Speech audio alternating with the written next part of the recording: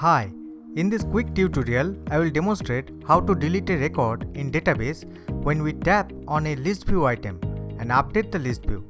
Let's get started. Open Android Studio and open the last created project. Go to activity_edit_contact.xml. Go to code and create a button for deleting an item. So write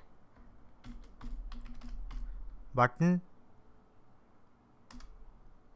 for layout_width match parent and for layout_height wrap content. For text, I will use delete. You can save this text inside strings.xml file. For onClick, I will write a method name. Delete contact.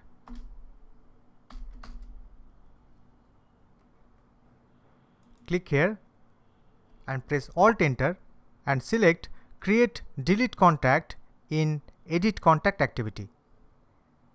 Next, we are going to implement the delete contact method. Call delete data new method and pass the ID. Main activity dot database adapter dot delete data new ID. Click here and press Alt Enter and select Create Method Delete Data New in Database Adapter. Define delete data new to run delete query and return the number of rows affected. As usual, define the whereas string array. This is like the right side of equals to of where clause in SQL statement. Write string whereas brackets equals to within curly brace empty string plus ID. So basically we are converting the long ID into string. Next, call delete method on SQLite database object which returns the number of rows deleted. Int count equals to db.delete. For table name, write database helper dot table_name. For where clause, write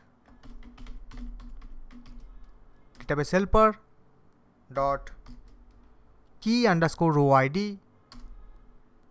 Concatenate that with equals to question mark and then pass whereas.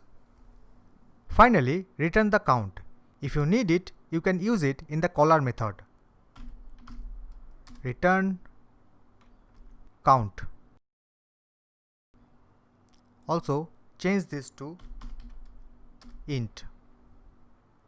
Next, go to Edit Contact activity and start main activity with an intent. Start, or we can just copy these two lines from here.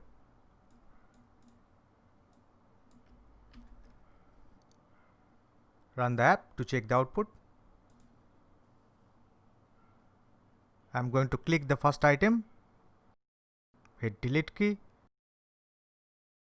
As you can see, the first record is deleted. Now I am going to click John, delete, John is deleted. Rajesh, deleted. Jason, deleted. Thanks for watching. If you find this tutorial useful, please like and share the video and subscribe to my channel for more tutorials like this.